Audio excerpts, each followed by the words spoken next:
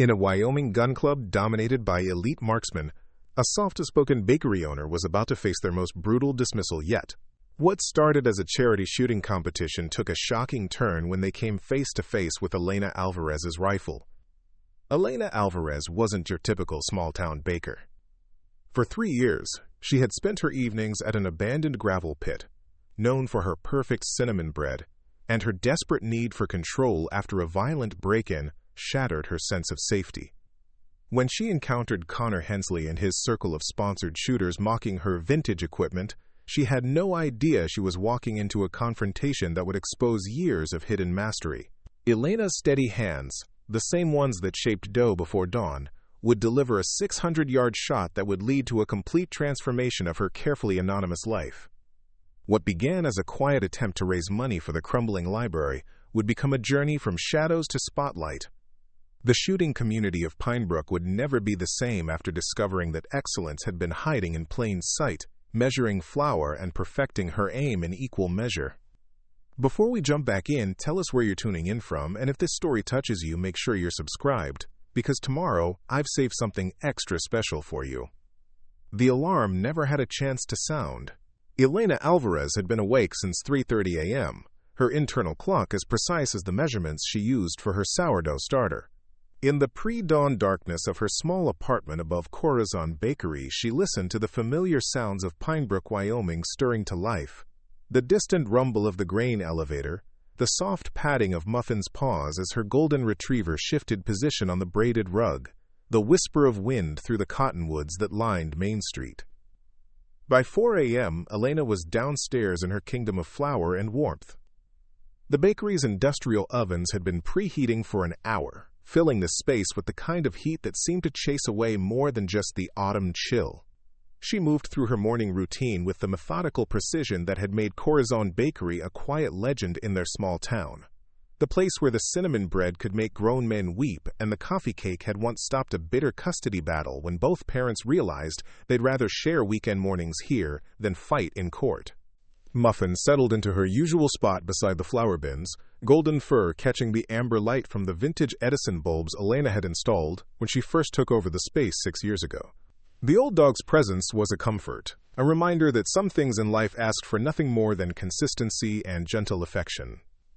Elena's hands worked automatically through the familiar dance of scaling ingredients. 200 pounds of flour for the day's bread. 30 dozen eggs for the cinnamon rolls that had earned a write-up in Wyoming Life magazine. The radio murmured softly from its perch on the stainless steel prep counter, tuned to KPBK, the local station that served as the town's unofficial bulletin board. And in community news, the Friends of Pinebrook Library are proud to announce their first annual charity shooting competition, set for next Saturday at the Pinebrook Gun Club. The announcer's voice carried the practiced enthusiasm of someone reading from a press release. The event will raise funds for the library's critical infrastructure repairs, with registration open to marksmen and women of all skill levels. Entry fee is $50, with prizes donated by local businesses. Long-range precision shooting will be the main event, with distances up to 800 yards. Elena's hands stilled on the measuring cup she'd been holding. 800 yards. She hadn't shot that distance in months, not since the last time she'd driven out to the abandoned gravel pit 20 miles north of town, where no one could see the quiet baker practicing with her grandfather's old rifle. The radio continued with weather and crop reports, but Elena's mind had already drifted to the Pinebrook Public Library, the brick building on Elm Street with its sagging roof and peeling paint, where she'd spent countless hours as a teenager hiding from foster homes that felt more like way stations than places to belong.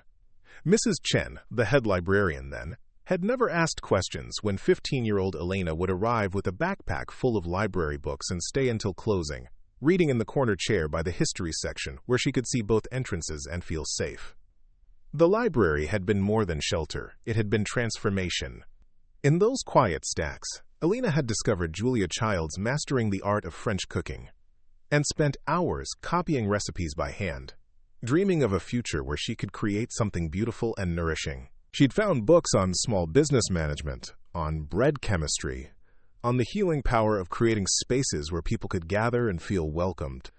Now that sanctuary was crumbling, and the town's tax base couldn't support the repairs needed to keep it open. Elena resumed her work, but the seed of an idea had been planted. $50 wasn't much, but it represented more than entry into a shooting competition. It represented the chance to give back to the place that had given her everything. The morning passed in its usual rhythm.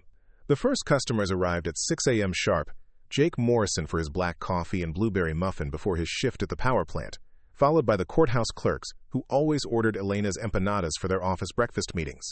Elena greeted each customer with the same warm smile and soft-spoken courtesy that had become her signature, never revealing the calculations running through her mind. Luis Rivera arrived at 8 a.m., tying his apron with the easy familiarity of someone who'd been working alongside Elena for 3 years. At 28, Luis brought an energy to the bakery that balanced Elena's natural introversion. He'd been an EMT before a back injury forced him into early retirement, and he still carried himself with the quick-thinking awareness of someone trained to handle emergencies. "You're quiet today," Luis observed, watching Elena shape dough for the afternoon's dinner rolls. "More quiet than usual, I mean." Elena considered how to respond. Luis knew about her shooting. He'd helped her move her gun safe when she'd first moved into the apartment upstairs. But he didn't know about the extent of her practice, the hours she spent alone at the gravel pit with her rifle and a cooler full of hand-loaded ammunition. "There's a shooting competition next weekend," she said finally, "for the library." Luis paused in his task of arranging pastries in the display case. "You thinking about entering?" "Maybe." "Elena." Luis turned to face her fully, his expression serious. "That gun club is full of guys who think spending $5,000 on a rifle makes them Clint Eastwood. They're not exactly welcoming to outsiders." Elena shaped another roll, her movements deliberate and calm. "I'm not looking to make friends." The afternoon brought its usual steady stream of customers, but Elena found herself watching the clock with unusual anticipation. At 3 p.m., she flipped the closed sign and began her cleaning routine. Luis had left an hour earlier for a physical therapy appointment, giving Elena the solitude she craved. By 4 p.m., Elena was driving her aging Ford pickup through the countryside north of town, Muffin riding shotgun with her head out the window, ears flapping in the wind. The gravel pit had been abandoned for 15 years, leaving behind a scar in the landscape that had gradually been reclaimed by prairie grass and wildflowers. More importantly for Elena's purposes, it offered clear sightlines for hundreds of yards in multiple directions, with natural berms that made for safe backstops. Elena parked in her usual spot and began the familiar ritual of setting up her shooting position. The rifle case in her truck bed looked unremarkable, a worn leather affair that had belonged to her grandfather, passed down through her father to her when she'd aged out of the foster system at 18. Inside was a weapon that most people would dismiss as outdated, a 1970s Remington 700 in .308 Winchester, with a wooden stock that showed decades of careful use and a scope that cost less than what some competitors spent on a single magazine. But Elena knew what others couldn't see. She'd spent years learning the rifle's precise personality, understanding how it responded to temperature changes, wind conditions, and the subtle variations in her hand-loaded ammunition. Every component had been carefully selected and tested, from the match-grade barrel she'd had installed 3 years ago to the custom trigger work that gave her a clean, consistent break at exactly 2 pounds. Elena set up her shooting mat facing north, where she'd placed steel targets at known distances, 300, 500, and 600 yards. The wind was light and consistent from the west, perfect conditions for serious practice. Muffin found her usual spot in the shade of a scrub oak, settling in for what she knew would be a long session. The first shot was always ceremonial, a way of reacquainting herself with the rifle's voice. Elena loaded a single round, settled into position, and found her natural point of aim. Her breathing slowed, her heart rate dropped, and the world contracted to the simple relationship between her eye, the crosshairs, and the distant target. The rifle's report echoed across the empty landscape, and the 300-yard target rang with the distinctive ping of a center hit. Elena worked the bolt smoothly, ejecting the spent brass, and allowed herself a small smile. Despite the weeks since her last practice session, muscle memory remained intact. She spent the next hour working methodically through her practice routine, engaging targets at varying distances, and documenting each shot in a worn notebook. Wind direction, temperature, humidity, point of impact, all of it recorded with the same attention to detail she brought to her baking recipes. As the sun began to sink toward the western horizon, Elena packed her equipment with the same care she'd used to set it up. The competition entry deadline was tomorrow, which meant tonight she'd have to make a decision that would take her far outside the comfortable boundaries of her carefully constructed life. The drive back to town gave her time to think. The Pinebrook Gun Club represented everything she typically avoided: loud personalities, expensive equipment, and the kind of male-dominated environment where her quiet demeanor would be seen as weakness rather than strength. But it also represented opportunity, the chance to contribute meaningfully to the library's survival and to honor the sanctuary that had once saved her.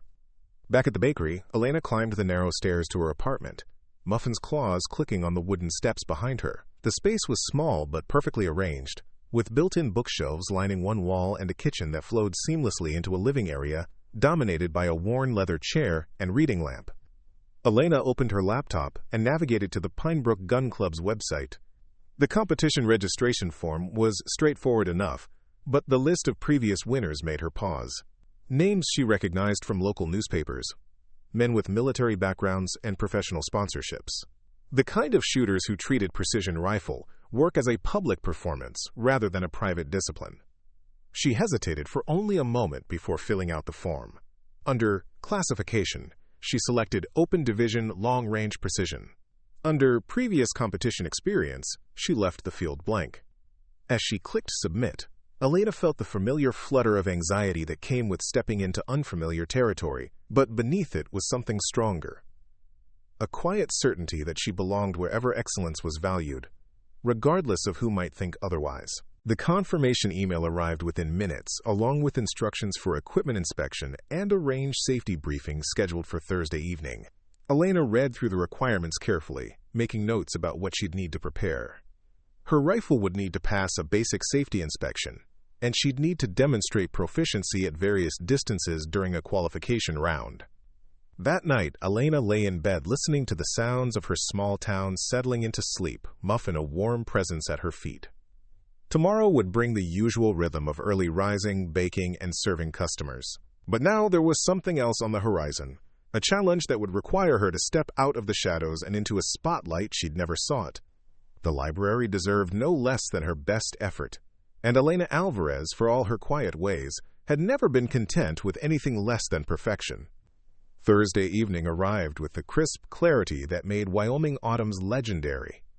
Elena closed Corazon Bakery at 5 p.m., an hour earlier than usual, citing a supply meeting to Luis, who raised an eyebrow but didn't press for details.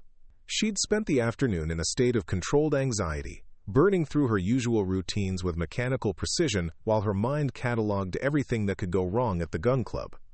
The Pinebrook Gun Club sat on 40 acres of rolling prairie east of town, its low-slung buildings and shooting ranges visible from the county road that connected Pinebrook to the interstate.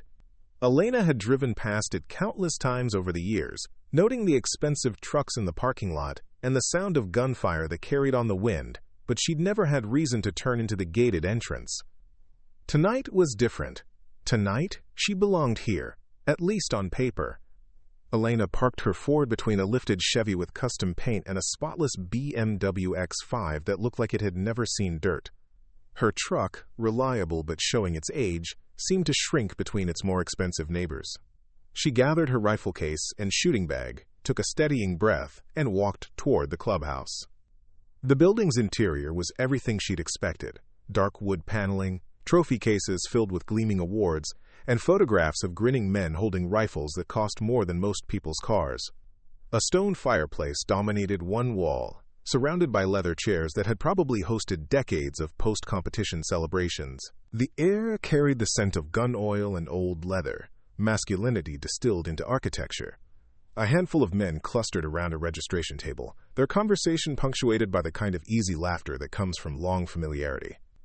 Elena recognized the type immediately: the local shooting elite, comfortable in their domain and secure in their status. Their gear bags bore the logos of high-end manufacturers, their clothing advertised their affiliations with competitive shooting organizations. Elena approached the registration table with the same quiet confidence she brought to customer interactions at the bakery. The man behind the table looked up from his clipboard, his smile friendly but impersonal. "Evening. You here for the safety briefing?" "Yes. Elena Alvarez. I registered online." He scanned his list, found her name, and made a checkmark. Great. Looks like you're signed up for Open Division Long Range. That's ambitious. His tone carried just enough surprise to suggest he'd made assumptions about her capabilities based on her appearance. Elena accepted the packet of papers he handed her, range rules, safety protocols, and a map of the facility, and found a seat along the wall. The other participants gradually filled the room, a collection of men ranging from their 20s to their 60s, united by their obvious comfort in this environment. She was the only woman present, a fact that didn't escape anyone's notice. The conversations around her provided insight into the local shooting hierarchy. References to past competitions, discussions of equipment modifications, and the casual name-dropping that marked every specialized community. Elena listened without appearing to, filing away information about personalities and rivalries that might prove relevant. "Gentlemen and lady," the club president began, nodding toward Elena with courteous professionalism, "welcome to our first annual library benefit shoot. I'm Tom Hendricks, and I'll be your rangemaster for Saturday's event." Hendricks launched into a detailed explanation of the competition format. 3 stages at increasing distances, with scores combined for overall placement. Stage 1 at 300 yards, Stage 2 at 500, and the final stage at 600 yards, long enough to separate the serious shooters from the hopeful amateurs. Equipment inspection starts at 7 Saturday morning, Hendricks continued. We'll verify that your rifles meet our safety standards and check your ammunition for compliance. No reloads unless you have proper documentation, no wildcats, and nothing that'll put holes in our backstops we can't patch. Elena's hand instinctively moved to her notebook, where she'd already documented her ammunition specifications. Her handloads were conservative by precision shooting standards, but she had the load data and chronograph results that would satisfy any reasonable inspection. "Questions?" Hendricks asked. A voice from the back of the room spoke up. "Tom, what about classification? We running this straight open division, or are we going to spot the newcomers some handicap?" Elena turned toward the voice and found herself looking at a man in his early 30s whose presence seemed to command the room's attention. Connor Hensley wore the casual confidence of someone accustomed to being the best at what he did, his shooting jacket decorated with patches from national-level competitions. His rifle case, propped against the wall behind him, bore the logo of a major ammunition manufacturer, suggesting sponsorship deals that elevated shooting from hobby to profession. "Straight competition," Hendricks replied. "Prize money goes to the top 3 overall, regardless of experience level. This is a fundraiser, not a training exercise." Connor's gaze swept the room and paused on Elena, his expression registering mild curiosity before moving on. It was the kind of look a professional gives to someone who clearly doesn't belong in their world. Not hostile, but dismissive in its brevity. The briefing concluded with a tour of the facilities. Elena followed the group through the clubhouse and out to the shooting ranges, noting the quality of the construction and the obvious pride the members took in their facility. The long-range course was particularly impressive. Measured distances marked by professional surveying, steel targets that would ring clearly at any distance, and shooting positions built to accommodate the specialized equipment serious competitors required. "Nice setup," she said quietly to the man walking beside her, a gray-haired gentleman whose bearing suggested military experience. "Took us 3 years to build it right," he replied. "I'm Jim Reeves, by the way. Haven't seen you around here before." "Elena Alvarez. I run the bakery in town." Jim's expression brightened with recognition. "Corazon Bakery. My wife loves your cinnamon bread. She's always trying to get me to stop by more often." He paused, then added with genuine curiosity, "Didn't know you were a shooter." "It's a quiet hobby," Elena replied, which was true enough without being entirely forthcoming. As the group returned to the clubhouse, Elena noticed a young woman sitting in one of the leather chairs, watching the proceedings with obvious interest. She appeared to be in her early 20s, with the same sharp features and confident posture as Connor Hensley. When their eyes met, the young woman offered a tentative smile. "That's Mara, Connor's sister," Jim said, following Elena's gaze. "She's been trying to get into competitive shooting for years, but Connor keeps telling her she needs more experience first." Elena filed that information away as well. Family dynamics could be complicated in competitive environments, especially when talent and opportunity didn't align with traditional expectations. The evening concluded with participants signing final paperwork and receiving their competitor numbers. Elena was assigned number 47, which would determine her firing order and position assignment. As the group began to disperse, Connor Hensley approached her with the easy confidence of someone accustomed to being the center of attention. "Elena, right? From the bakery." His tone was friendly enough, but there was something calculating in his expression. "I have to ask, what made you decide to enter a precision rifle competition? It's not exactly a beginner-friendly sport." Elena met his gaze steadily. "I thought it might be interesting." Connor's laugh was just loud enough to draw attention from nearby conversations. "Interesting is one word for it. What kind of rifle are you planning to shoot?" "Remington 700.308. "Factory gun?" The question carried enough condescension to make Elena's jaw tighten almost imperceptibly. "It's been modified." "Right." Connor's smile never wavered, but his eyes had already written her off. "Well, good luck on Saturday. The important thing is participation, right? For the library." Elena nodded politely and gathered her materials, ignoring the subtle dismissal in Connor's tone. As she walked toward the exit, she caught a fragment of conversation behind her. "Probably won't even hit paper at 300. Should have stayed with the local division. Someone should have explained what she was getting into." Quote. Elena pushed through the clubhouse doors into the cool evening air, her hands steady despite the anger building in her chest. She'd expected condescension, but experiencing it firsthand felt different than she'd imagined. The urge to turn around and demonstrate exactly what her factory gun could do was almost overwhelming.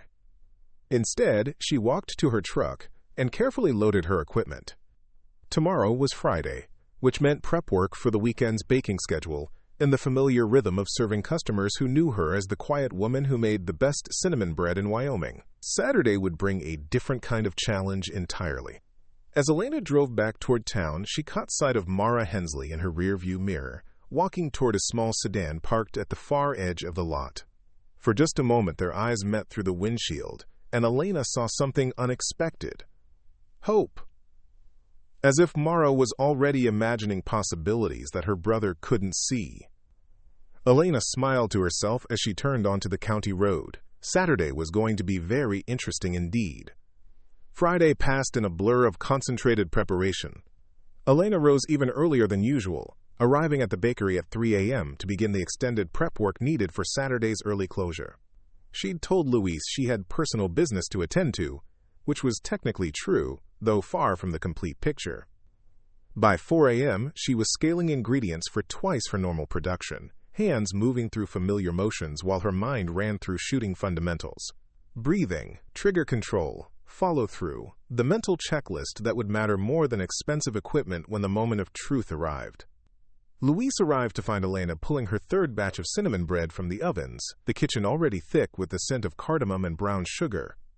"You're running hot today," he observed, tying his apron with practiced efficiency. "Everything okay?" Elena considered her response while arranging pastries in the display case. "Just getting ahead of the weekend rush." "Uh-huh." Luis's tone suggested he wasn't entirely convinced, but he'd learned to respect Elena's privacy over their years of working together. "Well, whatever you're up to, try not to overthink it. You're at your best when you trust your instincts." The advice hit closer to home than Luis could have known. Elena had spent the previous evening cleaning and inspecting her rifle with obsessive attention to detail, double-checking her ammunition lot numbers and confirming her zero at various distances. Everything that could be controlled had been controlled. Now came the harder task of managing what couldn't be, her own nerves, and the reactions of competitors who had already made their judgments about her capabilities. Saturday morning arrived crisp and clear, with light winds and unlimited visibility. "Perfect shooting conditions," Elena noted, as she dressed in layers appropriate for a long day at the range. Her clothing choices were deliberate. Practical jeans, a comfortable flannel shirt, and sturdy boots that would provide stability on uneven ground. No logos, no tactical styling, nothing that might suggest she was trying to project an image rather than simply perform a task. Elena loaded her truck with the same methodical care she brought to everything else. Rifle case, shooting bag, spotting scope, ammunition, water, and a thermos of coffee that would help maintain her energy through what promised to be a lengthy competition. Muffin watched from the sidewalk, her golden retriever intuition apparently sensing that today was different from their usual range sessions. "Stay here, girl," Elena said, scratching behind Muffin's ears. "This one's just for me." The drive to the gun club took 15 minutes, but Elena stretched it to 25, using the extra time to settle her mind and review her mental preparation. Visualization had been part of her shooting routine for years, imagining perfect shots, rehearsing her response to equipment malfunctions, and mentally walking through each stage of the competition. The club's parking lot was already half full when Elena arrived, trucks and SUVs bearing license plates from across the region. She recognized several vehicles from the previous evening's briefing, including Connor Hensley's pristine F-150 with its custom graphics advertising his sponsorship deals. Elena parked at the edge of the lot and took a moment to observe the scene unfolding around the clubhouse. Competitors moved with the easy confidence of people comfortable in their environment, greeting friends and examining each other's equipment with the focused attention of serious practitioners. The atmosphere was part social gathering, part technical conference, and part athletic competition, a combination that felt both foreign and familiar to Elena's experience. Equipment inspection was being conducted at tables set up outside the clubhouse, with experienced shooters manning each station to verify safety compliance and ammunition specifications. Elena joined the queue, noting the casual conversations around her. "New barrel from Krieger, still breaking it in. Load development took 6 months, but it's printing quarter MOA groups. Thinking about switching to the 6.5 Creedmoor for next season." When Elena's turn arrived, the inspector, a middle-aged man whose name tag identified him as Dave, greeted her with professional courtesy. "Morning, let's take a look at what you've got." Elena opened her rifle case and stepped back while Dave conducted his examination. The Remington 700's external appearance drew an almost imperceptible pause from the inspector, whose expression suggested he was recalibrating his expectations based on the rifle's obviously non-tactical styling. "Action's been worked," Dave noted, cycling the bolt and checking the trigger pull. "Nice work. Who did the smithing?" "Garrison Arms in Cheyenne," Elena replied, naming the shop where she'd had the barrel and trigger work completed. Dave nodded approvingly. "Good outfit. They do clean work." He examined Elena's ammunition with equal attention, checking case dimensions and bullet weights against his reference materials. "Hand loads?" "Yes, load data and chronograph results are in the folder." Dave reviewed Elena's documentation with the thoroughness of someone who understood that precision shooting was as much about ammunition consistency as equipment quality. Her loads were conservative by competitive standards, not the edge of maximum charges that some competitors used in pursuit of every possible foot-second of velocity, but they were meticulously documented and thoroughly tested. "Looks good," Dave said, applying inspection stickers to Elena's rifle case and ammunition boxes. "You're cleared for all stages. Good luck today." Elena thanked him and moved toward the competitor staging area, where shooters were organizing their equipment and making final preparations. The sight that greeted her was simultaneously impressive and intimidating. Rifles that represented thousands of dollars in precision engineering, scopes that cost more than her truck's Blue Book value, and accessories that suggested shooting was more than a hobby for these competitors. She found her assigned position. Number 47 placed her in the final group of shooters and began setting up her equipment with the same methodical approach she brought to everything else. Shooting mat, rifle rest, spotting scope, ammunition, and all the small items that might prove necessary during a long day of competition. "Well, look what we have here." Elena looked up to find 3 men approaching her position, their expressions mixing curiosity with poorly concealed amusement. She recognized them from the previous evening's briefing. Younger competitors whose expensive equipment and casual confidence marked them as serious practitioners of the sport. The spokesman appeared to be in his late 20s, wearing tactical pants and a shooting shirt decorated with sponsor logos. His companions flanked him with the unconscious coordination of people accustomed to operating as a group. "I'm Zach," the leader said, extending his hand with exaggerated politeness. "These are my buddies Tyler and Renee. We don't think we've been properly introduced." Elena shook his hand briefly. "Elena Alvarez." "Right, the bakery lady. We heard about your entry. Pretty brave of you to jump straight into open division." Zach's tone suggested that brave and foolish were interchangeable in his vocabulary. Tyler, a heavy-set man whose expensive rifle wore enough accessories to outfit a small military unit, gestured toward Elena's equipment. "That's a pretty basic setup you've got there. You sure you wouldn't be more comfortable in the local division?" We could probably get you switched if you asked nicely. Elena continued organizing her ammunition, not looking up from her task. I'm fine where I am. Of course you are, Renee added with a laugh. Nothing wrong with optimism, right, guys? The three men exchanged glances that suggested they found Elena's presence more entertaining than threatening. Zach pulled out his phone and aimed it toward Elena's rifle. Mind if I get a quick video? My Instagram followers love seeing vintage equipment at modern competitions. It's like historical perspective, you know? Elena's hand stilled on her rifle case, but her voice remained level. I'd prefer you didn't. Quote, come on, it's not like it's embarrassing or anything. Some people appreciate classic styling over all this modern tactical stuff. Zach gestured toward his own rifle, which bristled with rails, bipods, and electronics that seemed better suited to a space mission than a shooting competition. Before Elena could respond, a new voice cut through the conversation. Is there a problem here? Elena looked up to see Connor Hensley approaching, his expression unreadable, but his presence immediately shifting the dynamic of the encounter. Zach and his companions straightened slightly, their casual arrogance tempered by recognition of someone higher in the local hierarchy. No problem, Zach said quickly. Just saying hello to our newest competitor. Connor's gaze moved from the three younger men to Elena, then to her rifle case. Something flickered in his expression. Not quite respect, but a subtle recalibration of his earlier dismissal. Equipment inspection go okay? He asked Elena. No issues. Good. Connor's attention returned to Zach and his companions. You guys might want to start your warm-up routine. First relay starts in 30 minutes. The dismissal was polite, but unmistakable. Zach nodded with exaggerated deference, gathered his friends, and moved away with the swagger of people trying to salvage their dignity after a social miscalculation. Telling and preparing this story took us a lot of time, so if you are enjoying it, subscribe to our channel. It means a lot to us. Now, back to the story. Connor remained behind, studying Elena with the calculating attention of someone reassessing a potential threat. Word of advice, he said finally. Don't let them get in your head. Competition shooting is as much mental as physical, and guys like that know it. Elena met his gaze steadily. I appreciate the concern, but I'm fine. Connor's smile was sharp-edged. We'll see, won't we?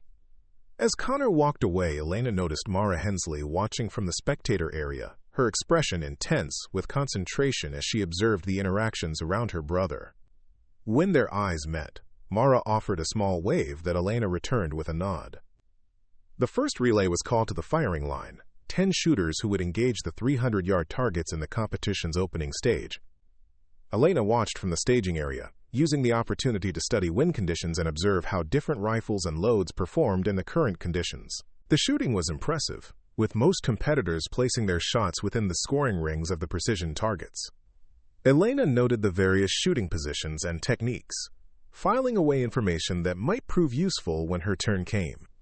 20 minutes later, the first relay completed their strings and moved to scoring. The second relay took their positions, including Connor Hensley at position number 15. Elena watched him settle into his shooting position with the fluid efficiency of someone for whom such movements had become second nature. Connor's performance was flawless, 5 shots into a group that could be covered by a quarter, each impact ringing the steel target with mechanical precision. The spotters called his score a perfect 50 points, and scattered applause acknowledged his demonstration of skill. Elena's relay was called third, placing her on the firing line as the morning sun climbed higher and the wind began showing signs of instability. She settled into position 47, the last firing point on the right side of the line, and began her final equipment check. The range officer's commands echoed across the firing line. Competitors, you have 10 minutes for sighting shots and equipment adjustment. You may load and fire when ready. Elena loaded a single cartridge and settled into her shooting position, finding her natural point of aim through practiced muscle memory. The rifle felt like an extension of her body, its familiar weight and balance offering comfort in an otherwise stressful environment. The crosshairs settled on the 300-yard target, and Elena began her breathing routine. Inhale, exhale halfway, hold, squeeze. The rifle's report was crisp and clean, and the distinctive ring of a center hit carried across the range. Elena worked the bolt smoothly and loaded her 5 competition rounds. The 300-yard stage required 5 shots in 10 minutes. plenty of time for careful shot placement, but enough pressure to prevent overthinking. Her first competition shot was another center hit, followed by 4 more impacts that painted a tight group in the target's scoring area. Elena finished with time to spare and stepped back from the firing line, aware that conversations around the staging area had grown quieter. The scoring took 15 minutes, during which Elena cleaned her rifle and prepared for the 500-yard stage. When the scores were posted, Elena found her name in the middle of the pack, a respectable showing that neither impressed nor disappointed the watching competitors. Connor approached as Elena prepared for the second stage, his expression showing the first signs of genuine interest rather than polite condescension. "Nice shooting at 300, he said. "Your 0 looks pretty solid." "Thank you." 500 yards is where things get interesting, though. Wind starts to matter more, and the equipment differences become more obvious. Connor gestured toward his own setup, which included a spotting scope worth more than Elena's entire rig. "You might want to dial in a little more vertical. These targets are sitting higher than the 300s. Elena nodded politely, though she'd already noticed the elevation difference and calculated the necessary adjustment. Connor's advice was technically sound but unnecessary, the kind of instruction that suggested he wasn't entirely comfortable with her competence. The 500-yard stage proved more challenging, as Connor had predicted. The wind had picked up, adding a horizontal component that required careful observation and compensation. Elena watched the wind flags and vegetation, noting the patterns that would affect bullet flight over the extended distance. When her turn came, Elena settled into position and took her time. The longer distance demanded more precise hold-off calculations and greater attention to shooting fundamentals. Her first shot was slightly left of center, but within the scoring rings. She made a minor windage adjustment and continued with 4 more shots that tightened her group considerably. Elena's 500-yard score placed her higher in the standings, and she noticed that conversations around her had shifted in tone if not in content. She was no longer invisible, but she wasn't yet taken seriously either. The final stage at 600 yards would determine the competition's outcome, and Elena felt the familiar tightness in her chest that preceded her best shooting. This was the distance where her countless practice sessions would either prove their worth or reveal their limitations. As Elena prepared for the final stage, she noticed that a small crowd had gathered around the shooting positions. Word had apparently spread about the bakery owner who was holding her own against the area's elite shooters, and curiosity had drawn spectators from the clubhouse and parking lot. Connor took his position for the final stage with obvious confidence, his equipment and technique drawing appreciative comments from knowledgeable observers. His shooting was poetry in motion, smooth, controlled, and devastatingly accurate. When his final shot rang the steel target, the scorers called out a perfect 50, giving him a total score that would be difficult to match. Elena's position at number 47 meant she would shoot last, after watching 46 other competitors engage the most challenging target of the day. The pressure was building, but so was her focus. When the range officer called Elena to the firing line, she moved with the deliberate calm that had characterized her entire performance. The 600-yard target seemed impossibly small through her scope, but Elena had engaged similar targets hundreds of times during her solitary practice sessions. The wind had steadied somewhat, blowing consistently from the left with occasional gusts that could be read in the movement of the grass between firing line and target. Elena settled into position, found her natural point of aim, and began the mental routine that had served her for years. The first shot was the most important, not just for its score, but for the confidence it would provide for the remaining 4 rounds. Elena's breathing slowed, her heart rate dropped, and the world contracted to the simple relationship between crosshairs and target. The shot broke clean and true, and the target rang with the unmistakable sound of a center hit. Elena worked the bolt, ejected the spent brass, and settled in for her second shot. 4 more shots followed in perfect rhythm, each one finding the center of the target with mechanical precision. When Elena stepped back from the firing line, the range had grown quiet except for the wind moving through the grass. The scoring seemed to take forever, though Elena knew it was probably no more than the usual 15 minutes. She packed her equipment with steady hands, trying to ignore the conversations around her that had shifted from dismissive to surprised, to something approaching respect. When the final scores were posted, Elena found her name in second place overall, just 3 points behind Connor Hensley's total.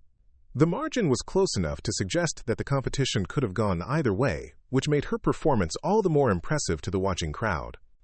Connor approached Elena as she finished packing her rifle case. his expression showing genuine respect for the first time. "Hell of a job today," he said, extending his hand. "That was some serious shooting." Elena shook his hand, noting the firm grip and direct eye contact that suggested his compliment was sincere. "Thank you. It was a good competition." Connor's smile was rueful. "I have to admit, I didn't expect much when I saw your setup yesterday. Shows what I know about judging a shooter by their equipment." Elena shouldered her rifle case and picked up her shooting bag, ready to make her exit before the attention became overwhelming. But as she turned toward the parking lot, she noticed Mara Hensley approaching with obvious determination. "Elena?" Mara's voice carried a mixture of excitement and nervousness. "Could I talk to you for a minute?" Elena paused, noting the way Connor's expression tightened at his sister's approach. "What can I do for you?" Mara glanced at her brother, then back to Elena. "I was wondering if you might be willing to give me some shooting lessons. I've been trying to get serious about competition, but—" She gestured toward Connor with obvious frustration. "It's complicated when your instructor is also your big brother." Elena considered the request while noting Connor's growing discomfort with the conversation. Teaching would mean visibility, regular contact with the shooting community, and the kind of attention she'd spent years avoiding. But it would also mean passing along skills to someone who clearly hungered for the opportunity to excel on her own terms. "Let me think about it," Elena said finally. "I'll be in touch." As Elena walked toward her truck, she heard Connor's voice behind her, tight with the stress of competing expectations. "Mara, we've talked about this. You need more fundamentals before you're ready for serious instruction." Elena smiled to herself as she loaded her equipment. The day had accomplished more than she'd hoped, both for the library fundraiser and for her own understanding of what she was capable of achieving when the stakes mattered. The drive back to town gave her time to process what had happened. She'd entered the competition as an unknown quantity, and finished as someone the local shooting community would remember. More importantly, she'd proven to herself that years of solitary practice had prepared her for public performance. But as Elena pulled into the alley behind Corazon Bakery, she knew that Saturday's competition had been just the beginning. Mara's request for instruction suggested opportunities she hadn't considered, and Connor's grudging respect opened doors she'd never thought to approach. The quiet baker's first public shot had indeed hit dead center at 600 yards. The question now was what she would do with the attention that achievement had earned her. Sunday morning arrived with the weight of revelation. Elena woke before dawn as always, but this time her mind was already racing through the implications of Saturday's performance at the gun club. Second place in her first competition had earned her more than a trophy. It had earned her visibility in a community where she'd intended to remain anonymous.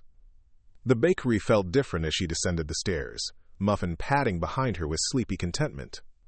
The familiar space seemed smaller somehow, as if Saturday's events had expanded Elena's world beyond the comfortable boundaries of flour bins and mixing bowls.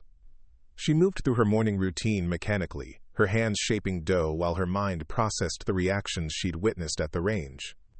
Luis arrived at his usual time, bringing with him the Sunday edition of the Pinebrook Gazette tucked under his arm. He took one look at Elena's expression and set the newspaper on the stainless steel counter with deliberate emphasis.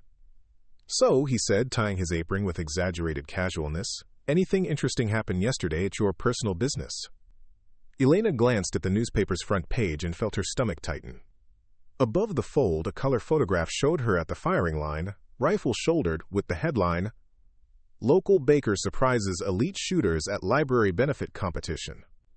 "How did they—" Elena began, then stopped herself. Of course someone had taken photographs. Of course her performance had been noteworthy enough for the local paper to cover. Luis unfolded the newspaper and began reading aloud. Elena Alvarez, owner of Corazon Bakery, shocked experienced competitors by placing second overall in Saturday's precision rifle competition at the Pinebrook Gun Club. Shooting a vintage Remington 700, Alvarez outperformed several nationally ranked competitors using equipment worth tens of thousands of dollars. He looked up at Elena with a mixture of pride and exasperation. "A vintage Remington 700? Elena, what the hell have you been up to?" Quote. Elena continued working dough, avoiding Luis's gaze. "It's not that complicated. I entered a shooting competition. I did well." "Did well?" Luis's voice rose with incredulous laughter. "According to this article, You came within 3 points of beating Connor Hensley, who's apparently some kind of regional champion. They're calling it the biggest upset in local shooting sports history. Elena finally looked up from her work, noting the concern beneath Luis's obvious pride. Are you angry that I didn't tell you? Luis considered the question, his expression softening. Not angry, worried maybe, this kind of attention. He gestured toward the newspaper. It changes things. People are going to have expectations now. Elena nodded, understanding more than Luis realized. She'd spent years building a life based on quiet competence and careful anonymity. The idea of becoming a public figure, even in the small world of competitive shooting, felt like stepping off a cliff into unknown territory. There's something else, Elena said, needing to share the weight of Saturday's revelations with someone she trusted. Connor Hensley's sister asked me to give her shooting lessons. Luis raised an eyebrow. The champion's sister wants to learn from the baker who just beat him? I didn't beat him. I came close. Elena, Luis's tone grew serious. You don't come close to beating someone like that by accident. How long have you been practicing? Elena looked out the bakery's front windows, watching Pinebrook wake up to another quiet Sunday. Main Street stretched away toward the library, its brick facade showing the wear that had prompted Saturday's fundraising competition. The building that had once been her sanctuary now represented something more complex, a symbol of the community she'd chosen to rejoin by stepping out of the shadows. Since the break-in, she said finally. Luis's expression shifted to understanding. 3 years ago, Corazon Bakery had been burglarized on a Tuesday night, the intruder taking the day's receipts and leaving Elena shaken by the violation of her carefully constructed safe space. She'd never discussed her response to the trauma in detail, attributing her periodic absences to supply runs and equipment maintenance. The shooting started as therapy, Elena continued, something I could control completely, no variables except my own performance. And now? Elena considered the question while arranging pastries in the display case. The simple answer was that shooting had evolved from therapy to passion, to something approaching mastery. But Saturday had revealed a deeper complexity, the realization that her skills could serve purposes beyond personal healing. Now it's about more than just me, she said. The library, Mara Hensley, maybe others who need to see that excellence doesn't always look the way people expect. Luis nodded slowly, his expression suggesting he understood the weight of Elena's decision. So, what are you going to do about the attention? This article is going to bring people around, asking questions. Elena had been considering the same problem since driving home from the gun club. Her carefully maintained privacy was about to become a luxury she could no longer afford. I'm going to get better, she said simply. That afternoon, after closing the bakery, Elena drove to her usual practice spot with a new sense of purpose. The gravel pit looked the same as always, but her relationship to the space had changed. What had once been a private retreat was now a training ground for challenges she was only beginning to understand. Elena set up her shooting position facing the 600-yard target and began a methodical evaluation of her equipment. The Remington 700 had served her well, but Saturday's competition had revealed limitations that more serious involvement would eventually require addressing. She spent an hour documenting the rifle's current configuration, barrel length, twist rate, trigger specifications, and scope mounting details. Each component would need to be evaluated for potential improvement, balanced against the budget constraints of a small business owner. The rifle's wooden stock, while comfortable and familiar, flexed under the stress of precision shooting in ways that affected consistency. The scope, adequate for her previous needs, lacked the resolution and tracking precision that serious competition would demand. Elena made notes in her shooting journal, calculating costs and priorities. Upgrading the stock would provide the most immediate improvement in accuracy, followed by a higher quality scope that could track reliably through multiple magnification changes.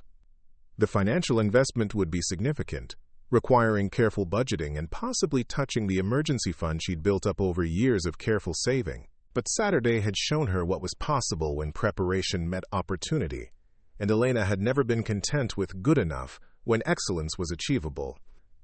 As the sun began to set behind the western hills, Elena packed her equipment with new understanding of what lay ahead. The quiet baker's shooting skills were no longer a private matter, and the responsibilities that came with public acknowledgement would require preparation she was only beginning to understand.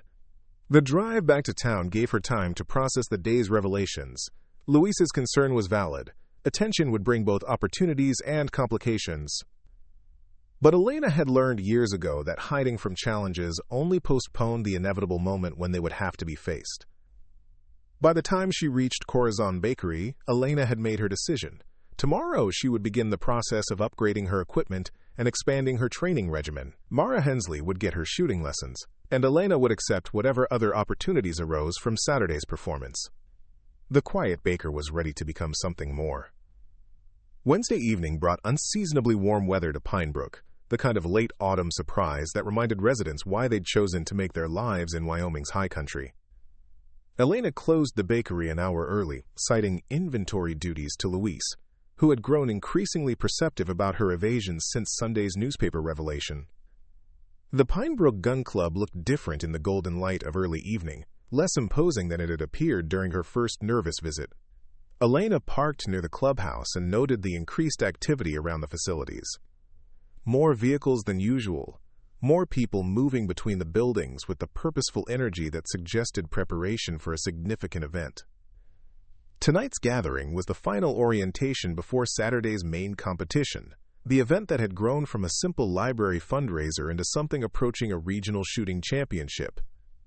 Word had spread through social media and shooting forums, drawing competitors from across the Mountain West who viewed Elena's performance the previous weekend as either an anomaly to be corrected or a challenge to be met. Elena entered the clubhouse to find it more crowded than she'd ever seen it. The familiar faces from the previous weekend were present, but they were now joined by competitors whose presence suggested Saturday's event had attracted attention far beyond Pinebrook's usual shooting community. Connor Hensley stood near the trophy cases, surrounded by a group of men whose expensive gear and confident bearing marked them as serious competitors. Elena caught fragments of their conversation as she signed in at the registration table. Drove up from Denver specifically for this. Heard the local talent is better than expected. Should be interesting to see if lightning strikes twice. Elena accepted her competitor packet and found a seat along the wall, noting how the room's social dynamics had shifted since her last visit. She was no longer invisible. Conversations paused as she passed, and she caught several competitors glancing in her direction with expressions ranging from curiosity to calculation. Mara Hensley approached with obvious determination, threading her way through the crowd with the focused intensity Elena remembered from their brief conversation the previous weekend. "Elena, I was hoping you'd be here early." Mara's enthusiasm was barely contained, her words coming in a rush that suggested nervousness. "I've been practicing like you suggested, working on my breathing and trigger control. Do you think we could maybe—" "Mara." Connor Hensley's voice cut through his sister's excited chatter, carrying a warning that was unmistakable despite its superficial politeness. "We discussed this. Elena's probably got her own preparation to focus on." Elena observed the sibling dynamic with interest, noting how Mara's expression shifted from enthusiasm to frustration in the space of a heartbeat. The tension between them was obviously long-standing, rooted in competitive dynamics that extended beyond shooting sports. "Actually," Elena said, her voice calm but carrying enough authority to claim space in the conversation, "I'd be happy to talk with Mara about fundamentals. Maybe after tonight's briefing?"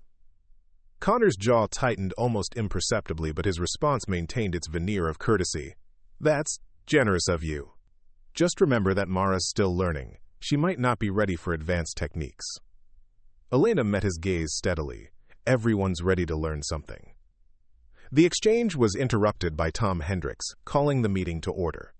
The club president's demeanor had grown more formal since the previous weekend, reflecting the increased stakes and external attention that Saturday's competition had attracted. "Ladies and gentlemen, welcome to our final orientation before this Saturday's Precision Rifle Championship." Hendricks paused to acknowledge the room size. "As you can see, word has spread about our little local competition. We're honored to have shooters joining us from Colorado, Montana, and as far away as Texas."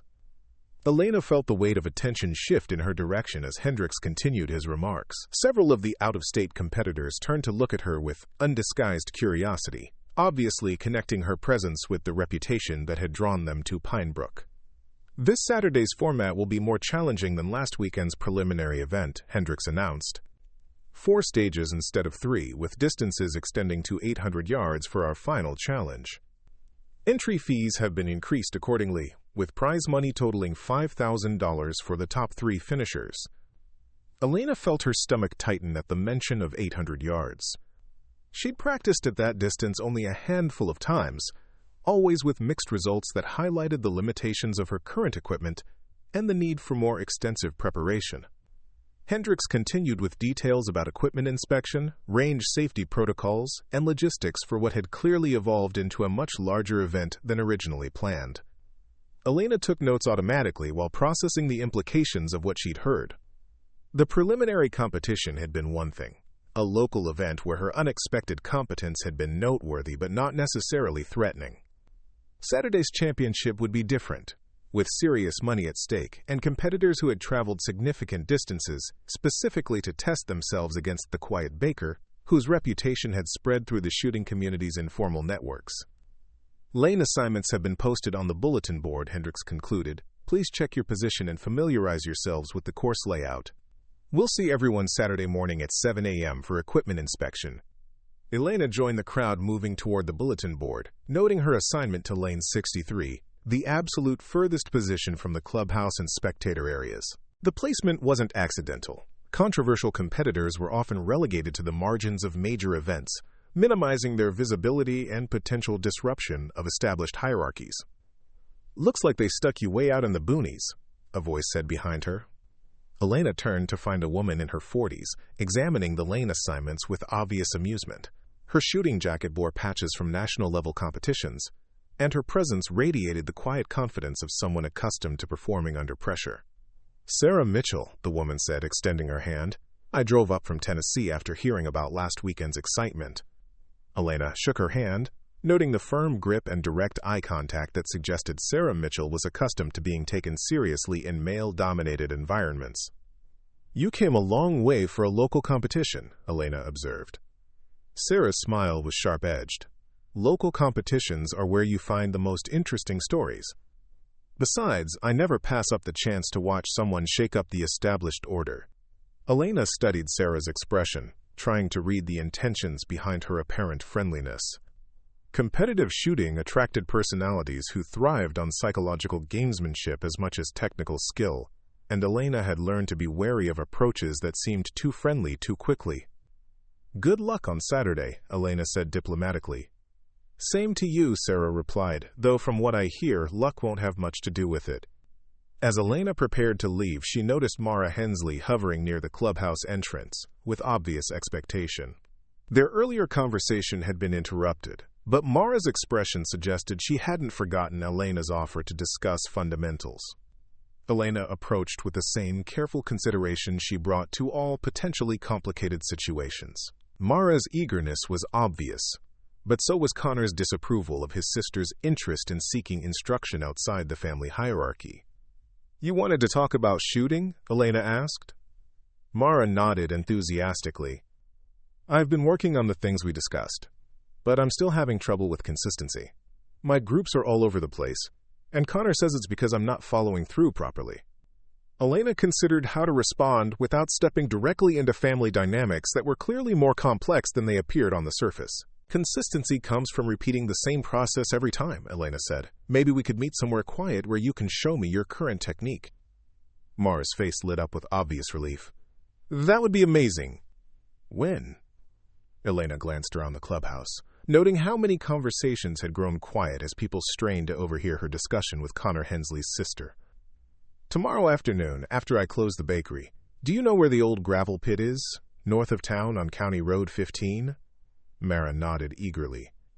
"I can be there by 4 p.m. Bring your rifle and whatever ammunition you've been using for practice. We'll start with basics and see what we find." As Elena walked toward the parking lot, she was aware of the conversations that resumed behind her, the speculation and calculation that her presence had sparked. Saturday's competition would be more than a test of shooting skills. It would be an examination of whether her previous performance had been skill or luck, and whether the quiet baker could handle the pressure of elevated expectations. The drive home gave Elena time to consider what she'd committed to. Teaching Mara Hensley would mean exposure to additional scrutiny and potential complications with Connor's obvious territorial instincts. But it also represented an opportunity to pass along knowledge to someone who genuinely wanted to learn, regardless of the political implications. Elena had learned long ago that excellence created its own obligations. Saturday would test not just her shooting skills, but her ability to handle the responsibilities that came with being recognized as someone capable of achieving unexpected things. Saturday morning dawned clear and cold, with light winds that promised ideal conditions for precision shooting. Elena arrived at the gun club 2 hours before the scheduled start time, needing the solitude to complete her mental preparation without the distraction of crowds and conversation. The parking lot was already beginning to fill with vehicles bearing license plates from across the region. Elena counted trucks and SUVs from Colorado, Montana, Utah, and Texas, representing an investment in travel time and expenses that spoke to the event's growing reputation. Her own modest Ford pickup looked increasingly out of place among the newer, more expensive vehicles that surrounded it. Elena set up her equipment with methodical precision, aware that today's performance would either validate the previous weekend's success or reveal it as an anomaly. The pressure felt different this time, more focused, more intense, carrying the weight of expectations that hadn't existed during her first competition. Her rifle had been upgraded during the week with a new stock that eliminated the flex issues she'd identified during post-competition analysis. The investment had strained her budget, but the improved consistency was immediately apparent during her practice sessions. Elena had spent hours documenting the changes to her Zero and confirming that her ammunition still grouped properly with the modified platform. The competition format was more complex than the previous weekend's event. 4 stages at increasing distances, with the final stage at 800 yards representing a significant challenge for even experienced competitors. Elena had managed only limited practice at that distance, using borrowed range time at a facility in Cheyenne that offered the necessary infrastructure. Equipment inspection proceeded smoothly, with the same thorough attention to safety and compliance that Elena had experienced the previous weekend. The inspector, a different official this time, showed no recognition of her identity, treating her with the same professional courtesy extended to all competitors. "Nice rifle," he commented, examining the upgrades Elena had made. "Custom stockwork?" "Yes. Bell & Carlson synthetic, pillar-bedded." The inspector nodded approvingly. "Should help with consistency. Good luck today." Elena thanked him and moved toward the competitor staging area, noting how the atmosphere had changed from the previous weekend's casual friendliness to something more intense and focused. Conversations were quieter, technical discussions more specific, and the overall energy reflected the increased stakes and enhanced competition level.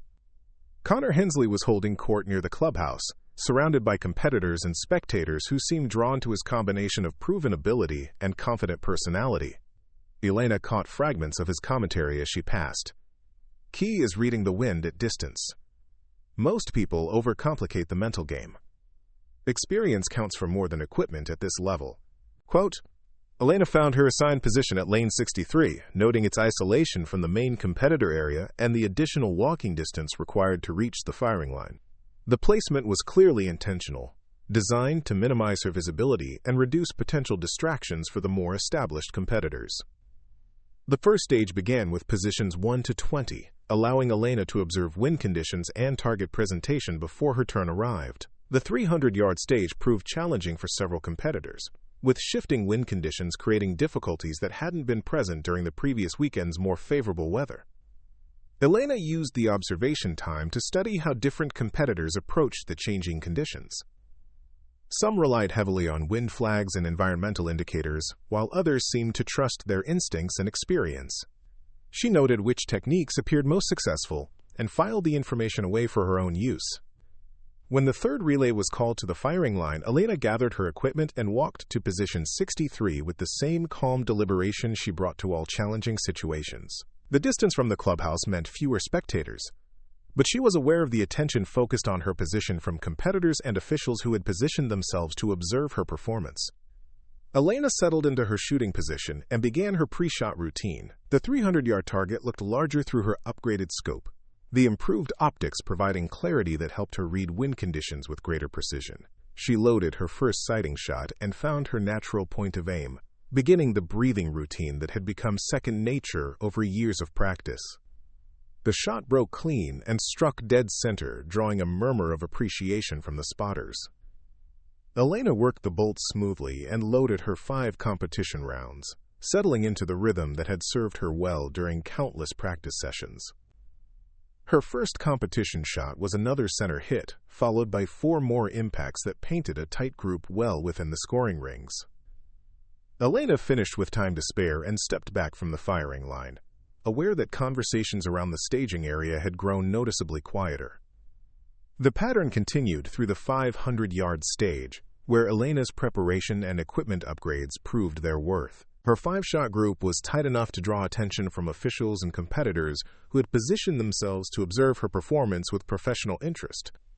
By the time the 600-yard stage began, word of Elena's consistent performance had spread throughout the facility. Spectators moved toward her position, creating an informal gallery that added pressure she hadn't experienced during previous competitions. Elena maintained her composure and shooting routine, aware of the attention but not allowing it to affect her process. Her 600-yard group was her best of the day. 5 shots clustered in the target's center with enough precision to draw scattered applause from knowledgeable observers. The final stage at 800 yards would determine the competition's outcome. Elena had watched enough competitors struggle with the extended distance to understand that this was where technical skill would be separated from exceptional ability. Connor Hensley shot in the relay immediately before Elena's, his performance drawing appreciative comments from the watching crowd. His 5 shots grouped well within the scoring rings, demonstrating the combination of equipment quality and shooting skill that had made him the regional favorite. When Elena's turn came, she walked to the firing line with the knowledge that everything she'd worked for over the past week would be decided in the next 10 minutes. The 800-yard target looked impossibly small through her scope, a challenge that pushed both her equipment and abilities to their limits. Elena settled into position and began her mental preparation, aware of the silence that had fallen over the watching crowd. The wind had picked up slightly, adding complexity to an already difficult shot, but her practice sessions had prepared her for exactly these conditions. Her first sighting shot struck slightly left of center, allowing her to make a minor windage adjustment before beginning her competition string. Elena loaded her 5 rounds and found her natural point of aim, beginning the breathing routine that would carry her through the most challenging shots of her competitive career. The first competition shot broke clean and true, ringing the steel target with the distinctive sound of a center hit. Elena worked the bolt and settled for her second shot, maintaining the rhythm that had served her throughout the day. 4 more shots followed in perfect sequence, each one finding the target's center with mechanical precision. When Elena stepped back from the firing line, the range had grown completely quiet except for the wind moving through the grass. The scoring took longer than usual, with officials double-checking their measurements and conferring in quiet conversation. When the results were finally announced, Elena's name appeared at the top of the leaderboard, first place overall, with a score that had set a new range record. Connor Hensley approached Elena as she packed her equipment, his expression showing genuine respect mixed with obvious surprise. "Hell of a performance," he said, extending his hand. That 800-yard group was something special. Elena shook his hand, noting the firm grip and direct eye contact that suggested his compliment was sincere. "Thank you. It was a good day for shooting." Connor's smile was rueful. "Good day, great preparation, or both. Either way, you've earned some serious respect today." As Elena shouldered her rifle case and prepared to leave, she noticed the crowd of spectators and competitors who had gathered around her position. The attention felt overwhelming after years of avoiding exactly this kind of visibility, but she forced herself to acknowledge the congratulations and questions with the same quiet grace she brought to customer interactions at the bakery. The drive home would give her time to process what had happened and what it meant for the carefully constructed life she'd built in Pinebrook. The quiet baker had indeed made a shot that echoed, and the reverberations would be felt far beyond the confines of the gun club. Monday afternoon brought unseasonably warm weather and the kind of golden light that made Wyoming's high country famous among photographers. Elena closed Corazon Bakery at 3 p.m., an hour earlier than usual, citing supply inventory to Luis, who had grown increasingly perceptive about her evasions since Saturday's dramatic competition victory. The local newspaper had run another front-page story about Elena's record-setting performance, complete with a photograph that showed her accepting the first-place trophy with the kind of quiet dignity that seemed to have impressed spectators as much as her shooting skills. The headline read, "Baker's Precision, Local Woman Sets Range Record in Championship Victory." Elena had spent the morning fielding congratulations from customers and deflecting questions about her plans for future competitions. The attention felt overwhelming after years of careful anonymity, But she was beginning to understand that excellence, once revealed, created its own momentum and expectations. She drove north toward the abandoned gravel pit with a mixture of anticipation and apprehension. Mara Hensley's request for shooting instruction represented new territory. Elena had never taught anyone before, and the responsibility of passing along potentially dangerous skills to an inexperienced shooter carried weight she was only beginning to appreciate. Mara was already waiting when Elena arrived, her small sedan parked in the shade of a cottonwood tree that had somehow survived the gravel extraction process.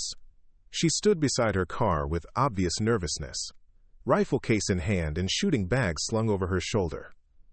"I wasn't sure you'd actually come," Mara said as Elena parked nearby. "After Saturday's performance, I figured you might be too busy for amateur instruction." Elena gathered her own equipment and walked toward the shooting area she'd set up over years of solitary practice. "Everyone starts somewhere.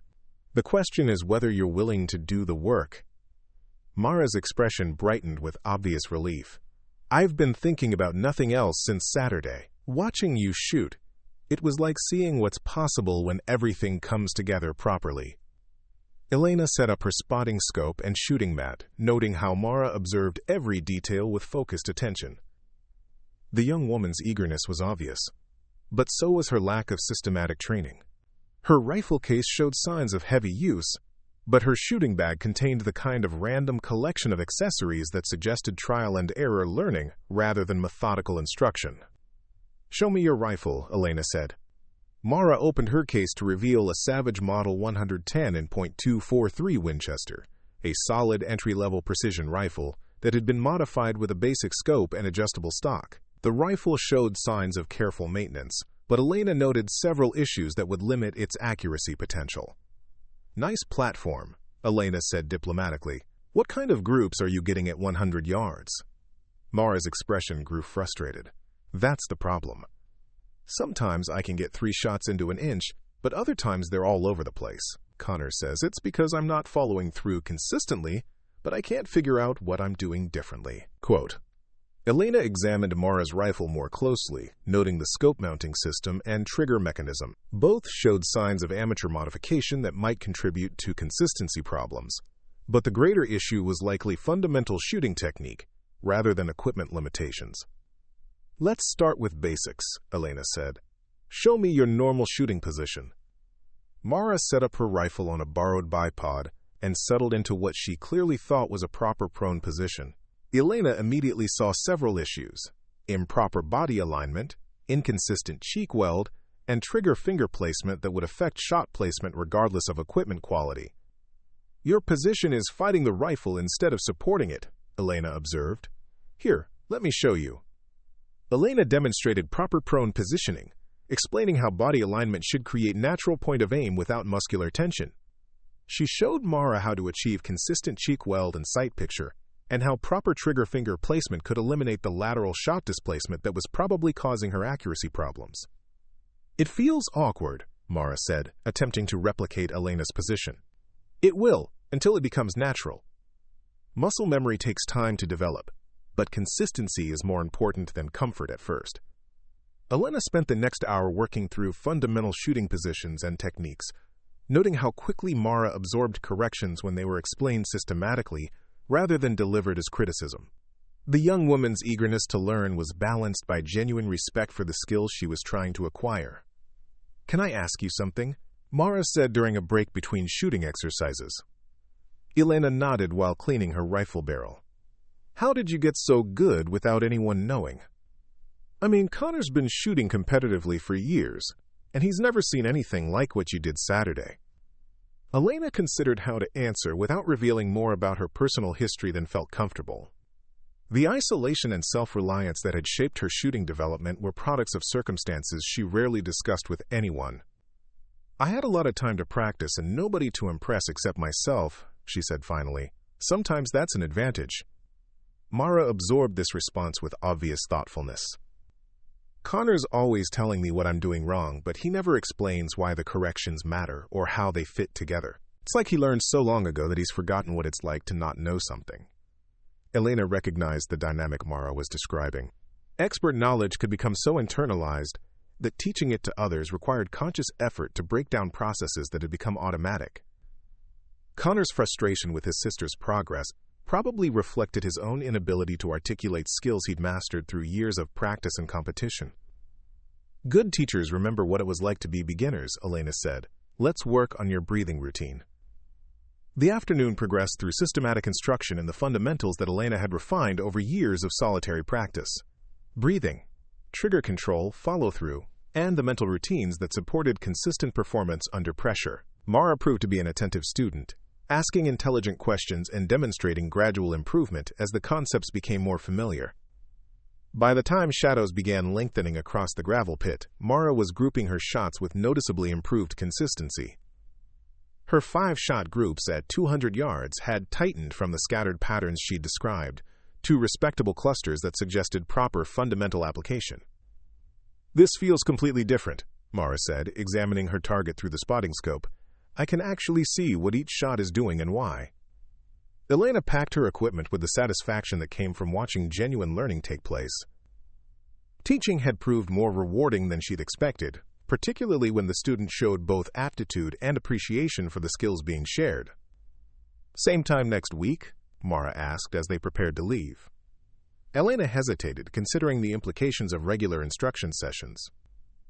Teaching Mara would mean continued involvement with the local shooting community and potential complications with Connor's obvious territorial instincts about his sister's development. But it would also mean passing along knowledge to someone who genuinely wanted to learn, regardless of the political implications. "Same time," Elena agreed. "Bring a notebook next time. We'll start documenting what works and what doesn't." As Elena drove back toward town, she reflected on how much her world had expanded in just 2 weeks. The quiet baker who had entered her first shooting competition seeking anonymity and supporting the library had become a mentor, teacher, and acknowledged expert in a community she'd never intended to join. The transformation felt both natural and overwhelming, carrying opportunities she was only beginning to understand alongside responsibilities she was still learning to navigate. But Elena had learned long ago that growth required stepping outside comfortable boundaries, and excellence created its own obligations. Mara Hensley would get the systematic instruction she'd been seeking, and Elena would discover what she was capable of teaching as well as learning. The quiet mentor's first lesson had been as successful as the quiet baker's first competition shot, suggesting that both roles might become permanent parts of an identity that continued to evolve beyond her original expectations. Thursday morning brought an unexpected visitor to Corazon Bakery. Elena was arranging fresh cinnamon rolls in the display case when she noticed Connor Hensley standing outside the front windows, studying the menu board with obvious uncertainty. His presence felt out of place against the bakery's warm, welcoming atmosphere, like seeing a hawk perched among sparrows. Elena continued her morning routine, aware of Connor's hesitation through the glass. After several minutes, he pushed through the front door with the determined expression of someone forcing himself through an uncomfortable task. "Morning," he said, approaching the counter with uncharacteristic awkwardness. "Could I get a coffee? Black." Elena poured his coffee from the thermal carafe, noting how his usual confidence seemed diminished in her domain. "Anything else?" Connor glanced around the bakery's interior, taking in the warm lighting, carefully arranged displays, and the general atmosphere of competent hospitality that Elena had cultivated over 6 years of operation. "Actually, I was hoping we could talk," he said finally, "about Saturday. And about Mara." Elena gestured toward a corner table away from the other customers. Connor carried his coffee with obvious relief, clearly preferring privacy for whatever conversation he'd come to initiate. "I owe you an apology," Connor began without preamble, "for the assumptions I made when you first showed up at the club. For the way I treated you before I knew what you were capable of." Quote. Elena stirred her own coffee, studying Connor's expression for signs of calculation or manipulation. His discomfort appeared genuine, but she'd learned to be cautious about accepting apologies that might be motivated by expedience rather than remorse. "Apology accepted," she said simply. Connor's relief was visible. "I also wanted to ask about Mara's instruction. She's been different since you started working with her. More focused, more confident. I can see the improvement in her shooting, but it's more than that." Elena waited for him to continue, understanding that Connor was working towards something more complex than simple acknowledgement of his sister's progress. "The thing is," Connor said, "I never learned how to teach. I can shoot, I can compete, but breaking down the process for someone else." He shook his head with obvious frustration. I kept getting frustrated with Mara because she wasn't learning the way I learned. But watching how you work with her, I can see that I was part of the problem. Elena recognized the difficulty of Connor's admission. Acknowledging that his teaching methods had been counterproductive required setting aside the ego that had made him successful in competitive environments. Teaching and performing are different skills, Elena said diplomatically. Mara's making progress because she wants to learn, not because I'm doing anything revolutionary. Connor's smile was rueful. You're being generous. The truth is, I was threatened by her interest in getting instruction from someone else. It felt like criticism of my methods, and my ego got in the way of what was best for her development. The conversation was interrupted by the arrival of Jim Reeves, the older shooter Elena remembered from her first visit to the gun club. He approached their table with obvious purpose, carrying an official-looking envelope. Elena, Connor, Jim said, nodding to both. Sorry to interrupt, but I wanted to deliver this personally. He handed Elena the envelope, which bore the logo of the Wyoming State Rifle Association. Elena opened it carefully, finding an elegantly printed invitation inside. Congratulations, Jim said with obvious pride. You've been invited to represent Wyoming at the Western States Precision Championship in Colorado next month. It's a significant honor. Only the top shooters from each state receive invitations. Quote, Elena read through the invitation carefully, noting the competition format, prize structure, and level of prestige associated with the event. The Western States Championship represented a major step up from local competitions, with participants who made their living from shooting sports. This is quite an opportunity, Connor said, reading over Elena's shoulder. I've been trying to qualify for the Western States for 3 years. Elena folded the invitation and placed it back in the envelope, her expression thoughtful. The opportunity was undeniably attractive, but it also represented a level of commitment and visibility that would fundamentally change her relationship with competitive shooting. I'll need to think about it, she said finally. Jim nodded approvingly. Smart approach. It's a big commitment, and the competition level is intense. But your performance at the club championship suggests you're ready for that kind of challenge. After Jim left, Connor and Elena sat in comfortable silence, both processing the implications of the invitation. Elena had entered competitive shooting to support the library and prove something to herself.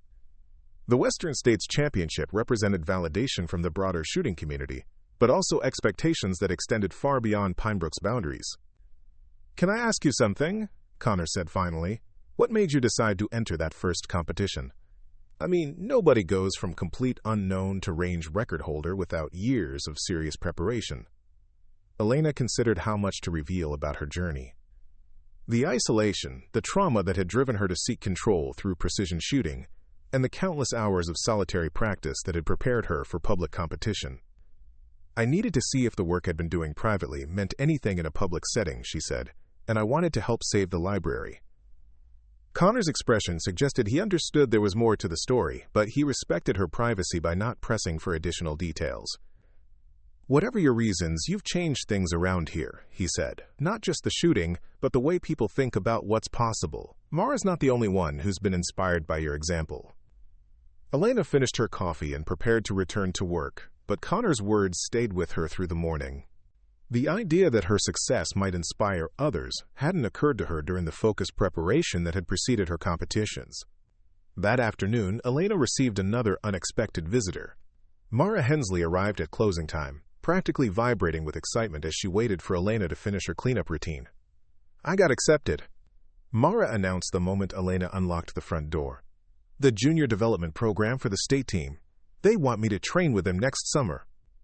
Elena felt genuine pleasure at Mara's success. The junior program was highly competitive, accepting only a handful of promising young shooters each year for intensive training and competition opportunities. That's wonderful, Elena said. Your shooting has improved dramatically over the past few weeks. Mara's expression grew more serious. The program coordinator said my application was impressive, but what really got their attention was a recommendation letter from Connor. He told them about the instruction I've been receiving and how much I've improved. Elena raised an eyebrow. Connor's support for his sister's development represented a significant shift from his earlier territorial behavior about her shooting instruction. He also told them about you, Mara continued, about how you've been teaching me and how different your approach is from traditional coaching methods. They want to meet you. Elena felt the familiar flutter of anxiety that accompanied unexpected attention. Her teaching of Mara had been intended as a private arrangement, not a demonstration of instructional methods for evaluation by state-level officials. "I'm not looking to become a coach," Elena said carefully. Mara's disappointment was obvious. "But you're so good at it. The way you explain things. How you help me understand not just what to do, but why it matters. I've learned more in a few weeks than I did in months of trying to figure things out on my own." Elena recognized the compliment's sincerity, but also understood the implications of formal teaching responsibilities. Coaching would mean regular travel, structured curricula, and the kind of public profile she'd spent years avoiding. "Let me think about it," Elena said, using the same response she'd given to the Western States invitation. As Mara left, Elena reflected on how rapidly her world was expanding beyond the comfortable boundaries she'd maintained for years. The quiet baker who had entered a local shooting competition to support the library had become someone whose skills and methods were attracting attention from state-level officials. The transformation felt both natural and overwhelming, carrying opportunities she was only beginning to understand alongside responsibilities that would require careful consideration of what kind of life she wanted to build in Pinebrook. 3 weeks later, Elena found herself in Colorado Springs, Colorado, standing on the firing line of the Olympic Training Center's precision rifle range. The Western States Championship had drawn competitors from across the mountain region, representing the highest level of civilian marksmanship competition she had ever encountered. Elena's decision to accept the invitation had surprised even Luis, who had watched her wrestle with the implications of increased visibility and commitment. But the opportunity to test her skills against truly elite competition had ultimately proved irresistible, particularly with the understanding that Mara would accompany her as part of the Wyoming junior development team. The competition format was more demanding than anything Elena had previously experienced. 5 stages over 2 days, with distances extending to 1,000 yards and wind conditions that changed dramatically as mountain weather systems moved through the area. Elena had spent weeks preparing, upgrading her ammunition loads, and practicing at extended distances during borrowed range time at facilities across Wyoming. Connor Hensley had also qualified for the Western States, earning his spot through consistent performance at regional competitions throughout the season. His presence added complexity to the Wyoming team dynamic. But Elena had been impressed by his support for Mara's development and his gradual acceptance of Elena's role as mentor and instructor. The first day's competition proved challenging for all participants. Variable wind conditions and the altitude's effects on bullet trajectory created difficulties that tested even experienced competitors' abilities to adapt and compensate. Elena finished the day in 6th place overall, a respectable showing that kept her in contention for the final day's long-range stages. Mara's performance in the junior division was exceptional, her improved fundamentals and systematic approach to wind reading serving her well in the demanding conditions. She finished the first day in 2nd place among junior competitors, earning recognition from coaches and officials who had been tracking her rapid development. Connor struggled more than expected with the challenging conditions, his aggressive shooting style proving less adaptable to the patience and precision required for success at extended ranges. Elena watched him grow increasingly frustrated as shots that would have been successful at familiar ranges were affected by environmental factors he hadn't fully accounted for. "It's like learning to shoot all over again," Connor admitted during the evening break between competition days. "Everything I thought I knew about reading conditions is getting challenged by this altitude and terrain." Elena recognized his frustration, having experienced similar challenges during her own adaptation to unfamiliar shooting environments. "The fundamentals stay the same," she said. "It's just a matter of adjusting expectations and being more patient with the learning process." The second day brought calmer conditions and the competition's most challenging stages. Elena found herself grouped with the top-tier competitors for the 800 and 1,000-yard stages, shooting alongside names she'd previously known only from magazine articles and online forums. Her performance at 800 yards was solid, maintaining her position in the top 10, despite the increased pressure of shooting among elite competitors who had decades of experience at this level. Elena's systematic approach and careful attention to environmental conditions served her well, even as she struggled with equipment limitations that became more apparent at extended ranges. The final stage at 1,000 yards proved to be Elena's breaking point. The combination of challenging wind conditions, equipment limitations, and accumulated stress from 2 days of intense competition finally overwhelmed her usual composure. Her 5-shot group scattered beyond the scoring rings, effectively ending her hopes for a top 3 finish.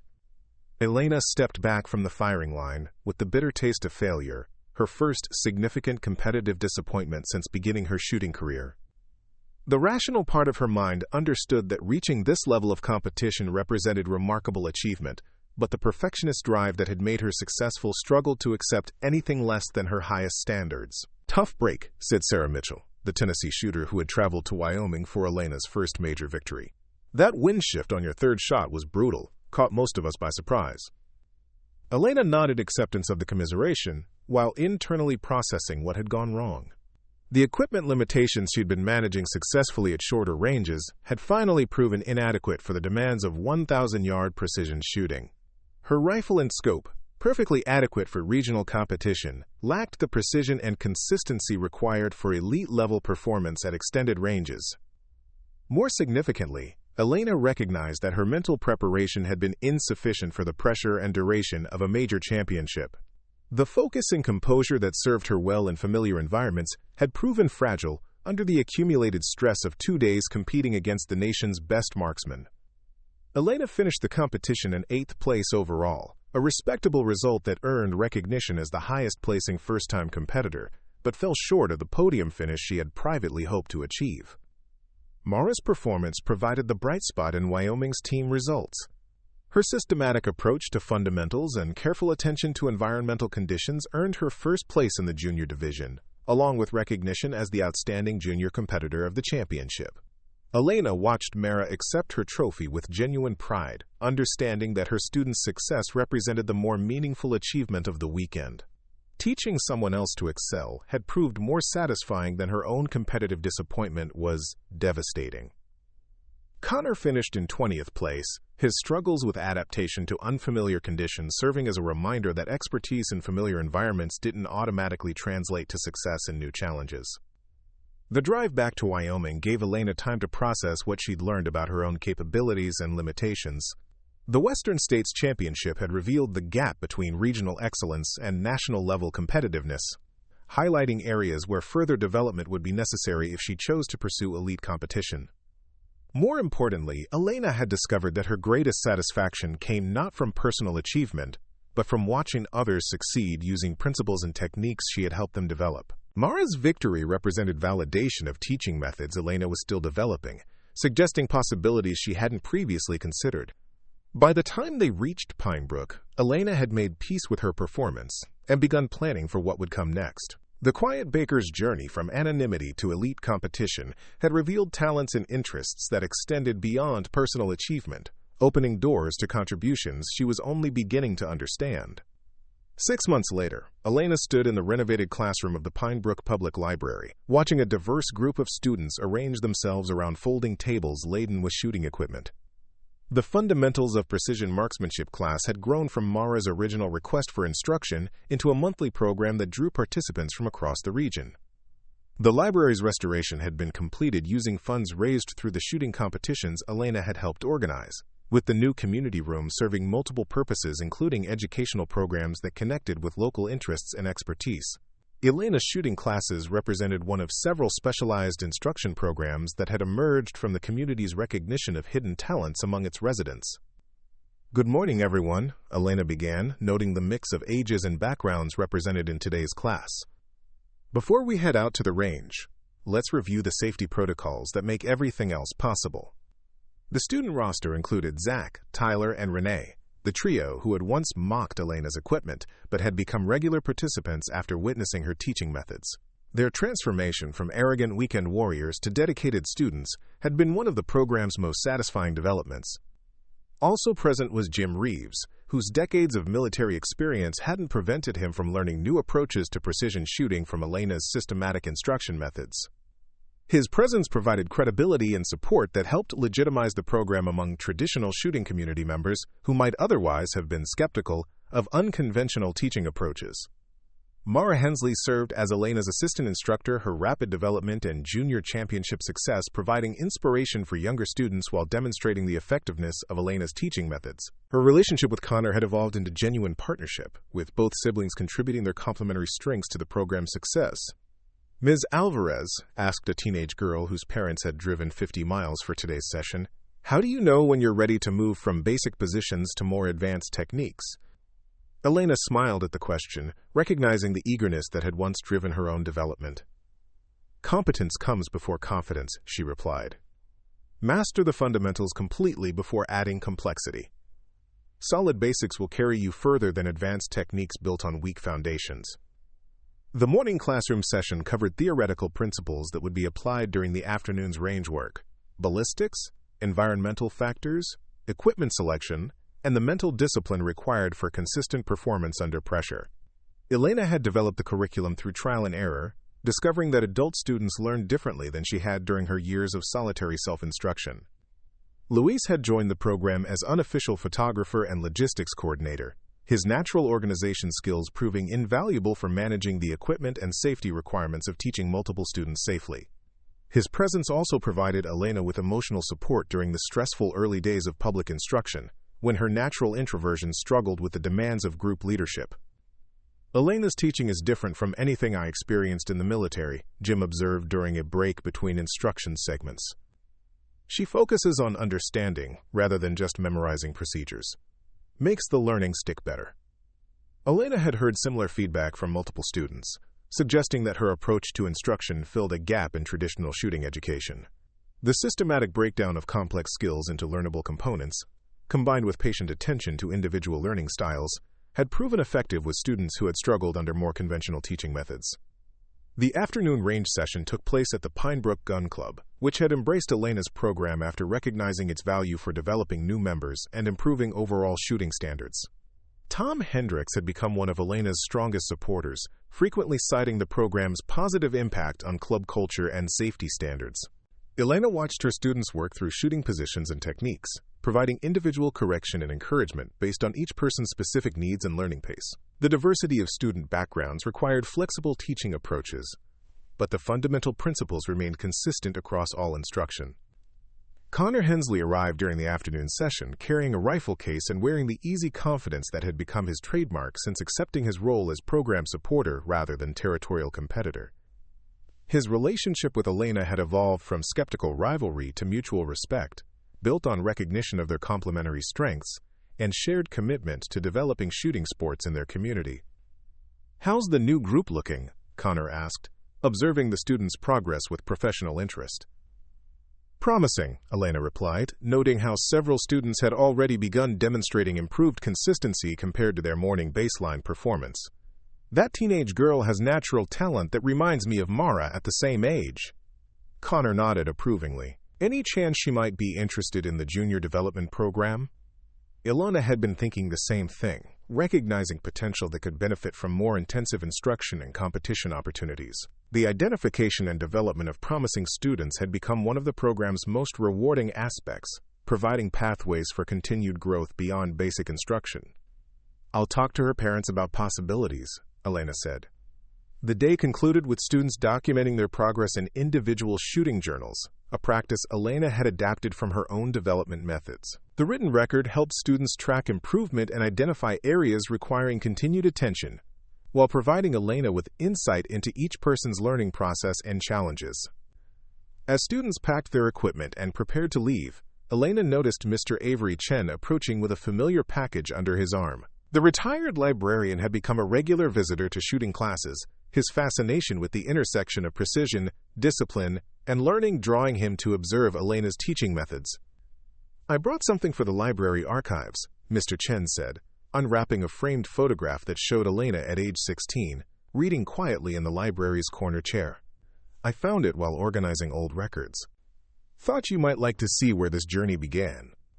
Elena studied the photograph with surprise and emotion, recognizing her younger self but barely connecting that isolated, uncertain teenager with the confident instructor she had become.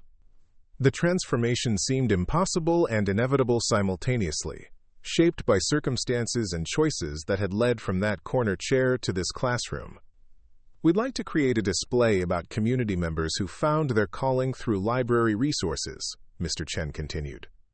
Your story, from the books that taught you about baking to the instruction that led to shooting success, represents exactly what libraries are meant to accomplish. Elena considered the proposal while watching her students discuss the day's lessons and make plans for continued practice. The idea of public recognition still made her uncomfortable, but she understood that her story might inspire others to pursue development opportunities they hadn't previously considered. What would the display include? Elena asked. Photographs, maybe some of your competition awards, and a simple plaque explaining how library resources contributed to your success in both baking and shooting, Mr. Chen replied. Nothing elaborate, just recognition of the connection between learning and achievement. Elena nodded acceptance, understanding that her agreement represented final acknowledgement of her transformation from private person to public figure.